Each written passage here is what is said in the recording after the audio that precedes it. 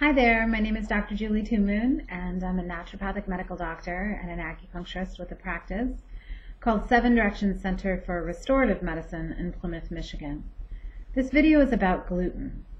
Gluten is a big topic in the natural medicine world, and I would say it's probably one of the things about diet that the most number of people know about, or at least have strong opinions about, or think they have a problem with. Now, gluten really has been in existence since time began. It's something that our ancient ancestors have been eating since humans first walked the earth. But our relationship with it has definitely been changed, and I would say that that change has come about as a result of agriculture. Gluten itself is not a problem. It's been demonized, I really feel, by a lot of media attention and a lot of big-name doctors who have made it their plan for all of their patients to adopt a completely gluten-free diet. And they use that as their standard anti-inflammatory across the board. No matter what you're dealing with, that is the diet that you follow, which does a couple of things. For sure, when you take people off of gluten, it eliminates them from consuming white bread, white flour, and those kind of products, which of course can dramatically change a person's diet. If people have been existing off of pizza, burgers, poor quality wheat breads, then they're going to be dramatically changed by that shift. And it does in fact drive a lot of people to consume better quality foods. However, because so many people have adopted a gluten-free diet, there are a lot of problems with what people perceive to be healthy. Unfortunately, the term gluten-free has become synonymous with healthy, and therefore a lot of people stop looking past that label. Let's start first with a little bit more information. Now, gluten is not just found in wheat, although a lot of people know that is the primary source of gluten exposure. It's also found in oats. It's also found in a number of other grains. Most people don't consume most of those. I would say rye is the next most commonly consumed among oats and wheat, and spelt, of course, has gluten too. A lot of people with gluten sensitivities, and I'm not talking about celiac disease because that's really a different process, but let's just say gluten sensitivities do knowingly avoid, of course, foods with primary sources of gluten.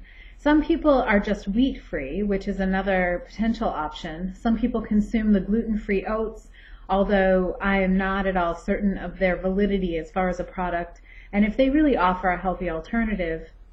In my experience, a lot of people who have non-celiac issues with gluten do somewhat tolerate oats. In my practice, I do food sensitivity testing using a modified EAV device called MORA.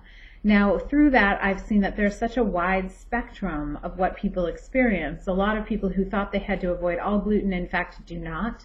And a lot of people who've been eating gluten may, in fact, need to avoid the gluten-containing grains. And that doesn't seem to be able to be clearly delineated, and just further proves that there's no one-size-fits-all diet for any health condition, despite what a lot of doctors would like you to believe. Now, becoming gluten-free, there are a lot of things to consider besides the obvious gluten components in the foods. Most people don't realize that a lot of citric acid is made from wheat. In fact, a lot of ascorbic acid has its roots in those elements as well. Wheat gluten is used as a flavor enhancer in a lot of packaged foods. So the real problem often becomes that unless you're buying certified gluten-free foods, most packaged foods are going to be non-palatable for a person with sensitivity to gluten. But that brings me to another point, which is it could be that the sensitivity to gluten has arisen not out of the gluten issue itself, but out of our chronic exposure to pesticides and preservatives in packaged and processed foods, leading to chronic gut inflammation, which has led to an immune response related not only to gluten, but to many other foods as well. And in fact, I think that that's the problem. The biggest problem I see with the gluten-free movement is that a lot of gluten-free foods are in fact not organic. Now, if you understand the process of producing modern-day wheat, it might become more clear why so many people are reacting to gluten.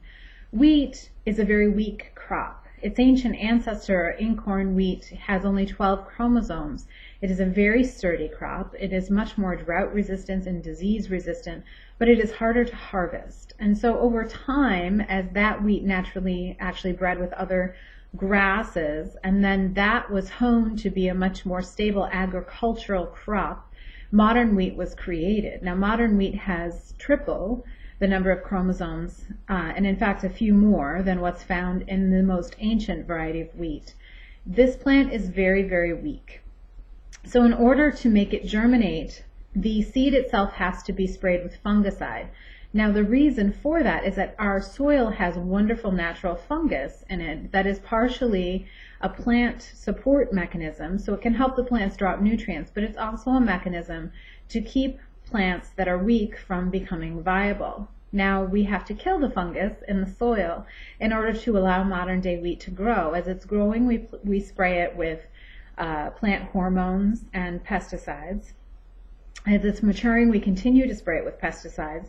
After it's been harvested, it is then again sprayed with insecticide before it's put into the grain silos, because of course a lot of insects would find that as a place to find some free food. And as it's stored in these grain silos that have also themselves been sprayed with insecticide, it is then checked periodically for insects and then sprayed again if it's found to have them. This will then be ground into flour.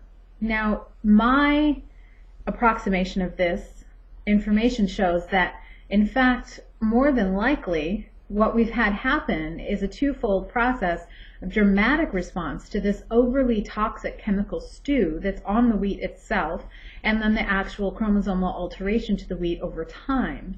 My ancestors, just dating back 100 years, were eating a lot of wheat and were not having the problems that people have now, but their wheat was not sprayed. It was a hardier variety that didn't need such chemical intervention in order to survive. So that is one issue, bringing to light the fact that if a big portion of our sensitivity to gluten is arising out of chronic pesticide exposure as well, then non-organic gluten-free foods are going to create further destruction to the body, generating further cross-immune reactions and creating greater and greater problems with food that will extend far beyond gluten. And yet most gluten-free foods are in fact far from organic. It is not uncommon in gluten-free foods to see copious amounts of soy.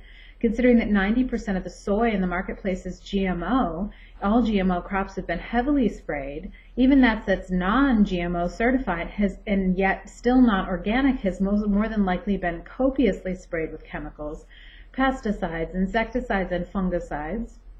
In addition, a lot of gluten-free foods sadly use beet sugar and canola oil, both of which are extremely toxic foods to our bodies.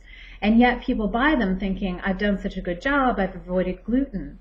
This is, I think, most profound in the movement to do gluten and casein-free diets with children with autism spectrum disorders. Gluten and casein are extreme toxins, often to the guts of these children, but using non-organic gluten and casein-free sources is only going to create further nervous system destruction and damage. You may get a refractory improvement in behavior and symptoms that will then manifest in other ways as new toxicities and new patterns in the future as their body continues to be exposed to the greatest degree of toxin, which is really coming from the chemical element. Now, some people tolerate modern wheat moderately well, which means they can eat it on occasion and not have destructive physical symptoms. But others really find that when they avoid modern wheat altogether, they are much, much improved in terms of how they feel. Their blood chemistry actually gets stronger, their EAV measurements get stronger, and their body generally starts to function much better. Modern wheat, because of its altered chromosomal structure, even when organic, is going to have some real challenge to our bodies. Challenge that is best avoided in terms of long-term health. We already, as a society, have such compromised digestive systems that adding one more toxin is just, it's fuel to a fire that doesn't need to be fed. And it's best avoided. You can, in most cases, a lot of people tolerate the incorn wheat. I would suggest making your own breads, using it for baking. Ideally, of course, still soaked and sprouted before it's used, because that is the ideal way to work with grains. It's a respectful way for our body and for the grain itself to harness the living energy in it before asking it then to be used for food. A lot of people do misunderstand this wheat issue, and I just want to stress here one more time. Gluten-free diets are not for every health condition. If your doctor puts every patient in their practice on a gluten-free diet, they are ignoring the biological individuality of each individual person. They are using a one-size-fits-all approach to medicine, and that is not good medicine. Not everybody needs to be gluten-free. A lot of patients, in fact, thrive on oats. They do very well with spelt. It is the modern wheat that is the hugest problem as far as cross-immune reactions, and it is the chemical stew that is being sprayed on the food that is causing dramatic destruction to our nervous, immune, and endocrine system that should be the greater concern when it comes to food. Gluten-free, that is non-organic, is toxic, and you should avoid feeding it to your children, to yourselves, and focus instead on foods that are close to their source, making homemade baked goods that do not contain all of those accessory ingredients, and looking for foods that are clean, pure, and easy to digest.